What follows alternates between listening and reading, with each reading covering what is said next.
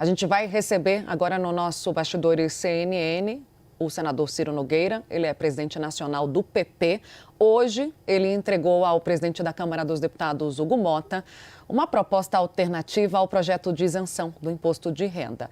Senador, só para trazer algumas linhas para a nossa audiência entender do que vamos tratar. É um texto que mantém isentos de cobrança os brasileiros que ganham até R$ 5.000, mas prevê formas de compensação diferentes daquelas apresentadas pelo governo no projeto original apresentado pela Fazenda, como, por exemplo, a criação de um imposto progressivo de até 10% de quem recebe mais de R$ 50.000. O projeto do PP, por exemplo, também aumenta a contribuição social sobre o lucro líquido de grandes instituições financeiras para ajudar nessa compensação e pede a retirada da alíquota única de 10% sobre lucros e dividendos, com o argumento de que essa medida pode prejudicar pequenos e médios empreendedores. Agora sim, para a gente entender melhor essa proposta do Progressistas, a gente vai ouvir o senador Ciro Nogueira. Boa tarde, senador. O senhor diz sobre a alíquota de 10% que ela viola a progressividade.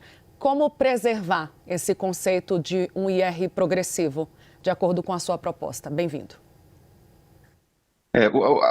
O projeto do governo vinha com esse problema, né? Então, na prática, uma pessoa que ganhasse R$ 49.000 ia ganhar mais do que uma pessoa que ganha R$ 51.000, por exemplo. A gente corrige essa distorção, elevamos esse valor para R$ 150.000. Com isso, você está liberando desse aumento de imposto todas as microempresas do país. São mais de 20 milhões de microempresas. E, na prática, você não é só liberar as pessoas que ganham acima desse valor, mas essas empresas que são as maiores geradoras de empregos no nosso país estão protegidas. Grande parte dos profissionais liberais, em especial médicos, advogados, estariam também isentos.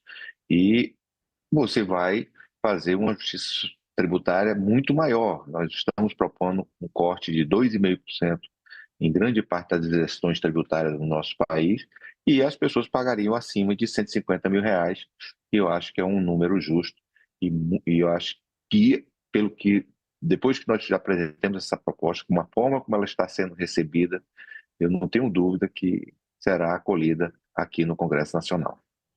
O Fernando Nakagawa tem uma pergunta. Obrigado, Tainá. Senador, obrigado por estar com a gente. A proposta que o senhor apresenta, ela cita a possibilidade de termos uma proteção à condição de quem está debaixo do Simples. Hoje o Simples tem um valor ali, limite, que é considerado por alguns tributaristas muito elevado. Isso geraria alguma distorção e o Simples, vamos lembrar, é uma das 3 principais linhas da desoneração tributária, ou, como diz o ministro Fernando Haddad, do gasto tributário atualmente do governo.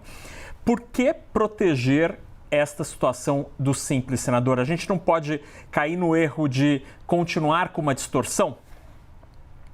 Não acredito não. Você tem que proteger os pequenos nessa disputa, até na concorrência.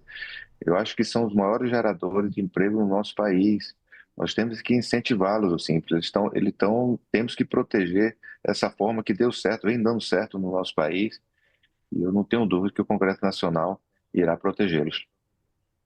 Clarissa Oliveira. Boa tarde, senador, bem-vindo. Obrigada pela entrevista aqui ao Bastidores. Senador, quando a gente conversa com integrantes ali do governo, mesmo auxiliares próximos ali do ministro Fernando Haddad, a gente ouve com muita frequência que eles têm muito pacificada a ideia de que caberá ao Congresso apresentar a sua versão para esse projeto, para financiar essa isenção do imposto de renda, sempre levando em consideração que a taxação dos super ricos, como eles dizem, não é a única alternativa. Portanto, a gente imagina que haja receptividade para as sugestões de vocês. Mas as pessoas com as quais eu conversei, do governo, apresentavam uma forte preocupação com a oposição tentar vir com a ideia de aumentar excessivamente o limite da isenção, por exemplo, os R$ 10.000 de que chegou a se falar. Isso está no radar de vocês ou esse tipo de jogo não vai ser feito pela oposição? Não, eu não faço oposição ao Brasil, faço oposição ao governo. Então, nós sabemos que hoje nós não teríamos condição de aumentar para R$ 10.000. Era o ideal, eu gostaria de até para R$ 15.000. Mas nós temos que fazer o que é possível, né? Eu acho que existe uma unanimidade que nós temos que aumentar até R$ 5.000. Temos as condições, nós fornecemos, fizemos os estudos necessários para que isso seja implementado, mas nós temos que, não é porque nós somos oposição, que nós temos que inventar com propostas mirabolantes, sem nenhum respaldo na realidade que o país vive hoje. Então, acho que é o correto, R$ 5.000 é um valor para a condição desse processo inflacionário que o país está vivendo. As pessoas estão com muitas dificuldades, essas pessoas que vivem com esse valor, e eu acho que seria um ganho para as suas vidas, para uma situação econômica que cada vez está pior, e eu acho que é o ideal hoje para o momento, o que o momento permite é R$ 5.000. Senador, o senhor entregou a proposta em mãos ao presidente da Câmara dos Deputados, Hugo Motta. Existe a intenção do presidente da Câmara de abrir debate sobre essa proposta alternativa? O senhor recebeu essa sinalização? E sobre o relator, que é do seu partido, o ex-presidente da Câmara, Arthur Lira, ele já sinalizou que vai considerar esse projeto? Não tenha dúvida. Nós saímos da presidência quando visitamos e fizemos a entrega para o presidente da Câmara, nós fomos direto para o gabinete do presidente Arthur Lira, que recebeu muito bem. Eu já vinha conversando sobre esse projeto com ele, e eu não tenho dúvida que o Arthur será muito simpático. Eu não posso afirmar que ele vai incorporar totalmente essa proposta, mas o prognóstico é o melhor possível para que seja acolhido pelo relator Arthur Lira. Naca. E, senador, quando o senhor menciona, então, a preocupação que o senhor tem com os empreendedores e esta proteção aos simples, isso faria com que o impacto não fosse tão grande assim, né, na faixa dos 50 mil para cima. Como compensar isso? A proposta do PP menciona, por exemplo, uma redução linear da isenção tributária. Há uma estimativa de quanto teria de ser baixado para criar essa proteção ao simples? E a outra hipótese mencionada na proposta é aumentar a CSLL, a Contribuição Social sobre Lucro Líquido, dos grandes bancos. Como seria feito este corte? É a partir de que banco que passaria a pagar mais imposto? Perfeito. O aumento para os bancos era em torno de 5% para os bancos que têm um lucro. Isso aí não é faturamento, é no lucro do banco. Olha que loucura. Para os bancos que tenham mais de 1 bilhão de lucro anuais. Isso só vai afetar 17 instituições financeiras, até para proteger os menores, para que haja mais competição no nosso país. Nós temos um sistema bancário extremamente concentrado. Então, e somado isso, mais o corte linear de grande parte das isenções do nosso país, de torno de 2,5%, isso vai totalizar em torno de 27 a 30 bilhões de reais, que é o que o governo precisa para fazer essa compensação. Clarissa. Senador, queria aproveitar esse gancho aí das isenções, porque a gente viu historicamente aí no decorrer dos últimos anos várias tentativas, mesmo do governo federal, de cortar algum tipo de subsídio, algum tipo de isenção fiscal a um determinado setor. E a reação é sempre muito forte. De que forma que o senhor entende que uma tentativa de incluir esse tipo de elemento nesse projeto do imposto de renda dessa vez seria diferente? Como que o Congresso, na avaliação do senhor, tem eventualmente mais força para reagir a essas pressões, a esse lobby mais intenso para evitar a perda de benefícios de setores que hoje são beneficiados por isenções fiscais? Olha, a pressão vai acontecer para incluir, porque nós protegemos uma parte, o Simples Nacional está protegido, o empreendedor individual está protegido, as deduções de imposto de renda estão protegidas, as entidades filantrópicas estão protegidas, os taxistas, dona de casa, automóveis para deficientes, motocicletas, medicamentos, benefícios ao trabalhador, fundo da criança e o fundo do idoso. Essas são as que nós não vão haver, nós propomos que não vão haver corte de 2,5%. Todas as demais tem que ser um corte linear. E é lógico que ninguém gosta de perder benefício, mas eu acho que é mais necessário nós darmos esse benefício às pessoas que ganham menos de R$ 5.000 do que manter esses incentivos no nosso país. Eu queria entrar um pouco em política, senador, para a gente tratar aqui de algumas falas suas num evento recente do BTG que estão repercutindo bastante. O senhor trata o Tarcísio de Freitas como o candidato da direita se tiver o apoio de Jair Bolsonaro. Quem vai convencer o ex-presidente disso? Primeiro, nós vamos lutar até o final para que o presidente se torne elegível. Ele não ficando inelegível e a gente não conseguir corrigir essa injustiça, ele hoje está inelegível por conta de uma reunião com embaixadores. Aí nós vamos ter que escolher um candidato, né? E o processo de escolha, que o definitivo, vai ser a decisão do presidente Bolsonaro. Vamos poder auxiliar ele, aconselhar, mas a decisão final será dele. Eu disse lá no evento que hoje, se tivesse uma eleição, o governador Tarcísio fosse candidato com o apoio dele, não teria mais eleição no Brasil. Ele ganharia com muita facilidade, inclusive no Nordeste. Mas é uma decisão que nós vamos ter que tomar, no meu ponto de vista, até o final do ano. E eu espero que, feito essa escolha, nós unificamos as nossas candidaturas do centro e da direita para que a gente possa ter uma grande vitória no próximo ano. Larissa.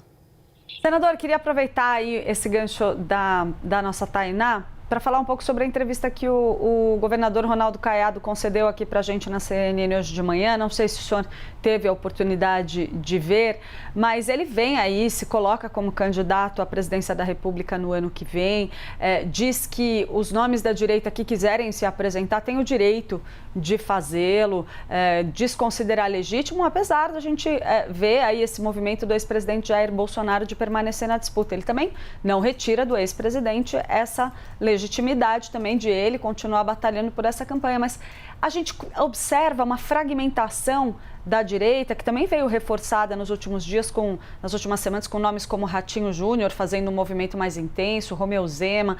Isso não prejudica a capacidade do campo da direita de fazer frente a uma tentativa de reeleição do presidente Lula? Não, eu acredito que não. Tá no momento agora das pessoas colocarem seu nome, eu acho legítimo. O governador Caiado é um dos melhores governadores do país, né? Fez um trabalho fantástico aqui no estado de Goiás. Eu acho que é legítimo ele colocar o seu nome. O governador Ratinho está fazendo um grande trabalho, Tarcísio e outros nomes. Mas, fatalmente, o divisor de águas nessa eleição vai ser o apoio ou de Lula ou de Bolsonaro, ou ele sendo candidato. Eu não vejo espaço nenhum no nosso país para uma terceira via, porque nós temos dois líderes muito fortes. Qualquer nome apoiado por Bolsonaro, ele coloca mais de 35% de intenção de voto. Qualquer nome apoiado por Lula também é mais ou menos isso. Então, eu não tenho dúvida que depois que houver essa definição, se o presidente Bolsonaro vai ser candidato ou não, e depois que ele fizer a sua escolha, nós iremos unificar todo o centro e a direita em torno desse nome. Naca. Senador, durante as últimas horas o Congresso teve uma rara situação de coesão. Partidos dos mais variados apoiaram a lei de reciprocidade. Ao mesmo tempo, senador, o Brasil foi taxado com 10% ontem pelo presidente Donald Trump, o que foi considerado uma punição, entre aspas, relativamente boa na comparação com outros países. Este resultado da taxação de 10% foi uma conquista do governo Lula ou teve influência do ex-presidente Bolsonaro, que tem ligações com Donald Trump? Acho que nem uma coisa nem outra, né? O governo Lula tem errado absurdamente nessa relação com os Estados Unidos. A figura do ex-chanceler Celso Amorim, que é uma pessoa que influencia muito o presidente, é uma figura muito nefasta na relação internacional do nosso país. Ainda bem que não houve esse excesso de taxação. Eu acho que os países, nós temos que lutar para que haja uma reciprocidade, que a gente reduza essas tarifas para diminuir, porque isso acaba aumentando a inflação tanto nos Estados Unidos quanto no Brasil, quando há essa sobretaxação. Então, acho que está na hora da nossa diplomacia brasileira pensar mais no Brasil e não pensar na ideologia dos seus partidos que comandam os países. Mas o presidente Bolsonaro não conversou com o Trump sobre isso? Não acredito que não. Presidente, a gente está chegando ao fim da entrevista, mas tem dois assuntos que são presentes, que é a discussão sobre a federação do PP com a União Brasil. Há uma expectativa de que isso aconteça aí nas próximas semanas. Queria entender se de fato vai haver a federação. E sobre também a filiação do Guilherme Derrite, que é secretário de Segurança em São Paulo. Há uma expectativa de que ele vá para o PP. Qual vai ser, portanto, a função de Derrite no Progressistas e o que o senhor imagina para o futuro político do secretário de Segurança? Ele pode, por exemplo, concorrer ao governo de São Paulo se Tarcísio se lançar candidato ao Planalto? Bem, quanto à federação, no que diz respeito ao progressista, ela já está aprovada. Estamos esperando a definição do União Brasil, que eu acredito que em prazo de 15 dias ela deve sair. Vai ter esse lançamento do Caiado, acho que a comando partidário está esperando esse lançamento, e logo após isso eles devem ter essa definição que, segundo o presidente Rueda, está muito adiantado, muito próximo de acontecer.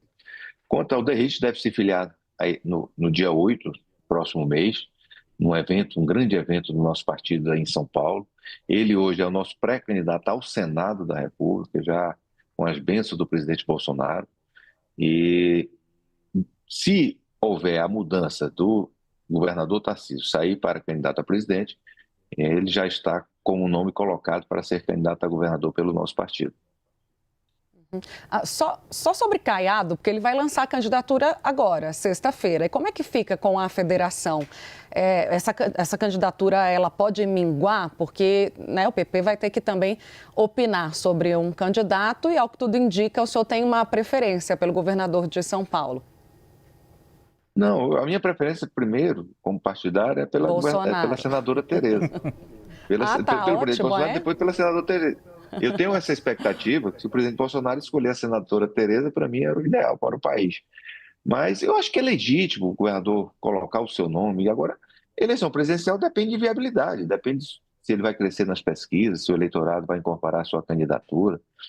Caiado seria um grande presidente da República, eu não tenho dúvida disso. Agora, tem que ter viabilidade. Quem tem que dizer isso mais é o eleitor e o seu trabalho. Nós temos, não vou negar hoje aqui no país, uma força eleitoral muito grande do presidente Lula e do ex-presidente Bolsonaro.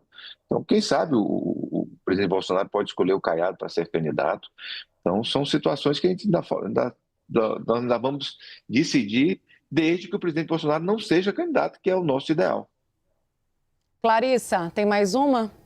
Não, acho que a gente poderia eventualmente encerrar aqui, se o senhor permitir, senador, olhando um pouco para o PP em geral. Como que o senhor vai lidar agora, nessa largada de legislatura, com essa divisão dentro do partido? Porque a gente vê todo esse movimento do senhor na direção da direita, querendo garantir a adesão ao campo da direita para uma eleição presidencial, mas a gente tem uma ala do seu partido que continua ali, firme e forte com o governo do presidente Lula e prometendo trabalhar para a recondução do atual governo. É uma diferença muito grande aí entre duas alas aí do seu partido, que tende a ficar talvez até mais acentuada com essa federação, não? De forma nenhuma. A quase totalidade do nosso partido tem um perfil de oposição ao atual governo. Nós estamos priorizando essa questão da federação. Logo depois dessa questão de federação, nós vamos voltar a discutir o momento certo de exigir que os nossos filiados saiam desse governo. Eu posso te garantir que, quando eu for presidente do partido, jamais o progressista irá apoiar esse governo. Nas eleições de 2026, nós estaremos no campo da direita e do centro em outra candidatura, porque isso representa não só a minha vontade, a vontade da grande maioria, quase totalidade do nosso partido. Essa entrega de cargos pode acontecer já no futuro próximo, na sua avaliação, senador? Por mim, nós não devíamos nem ter entrado. Mas é uma decisão partidária que as bancadas vão tomar no momento correto. Senador, agradeço demais, em nome de toda a equipe do Bastidores CNN, a sua entrevista. Conversamos agora com o senador Ciro Nogueira, ele é do PP do Piauí e também presidente do partido. Até uma próxima, um bom trabalho. Foi um prazer estar com vocês. Tchau, tchau, senador.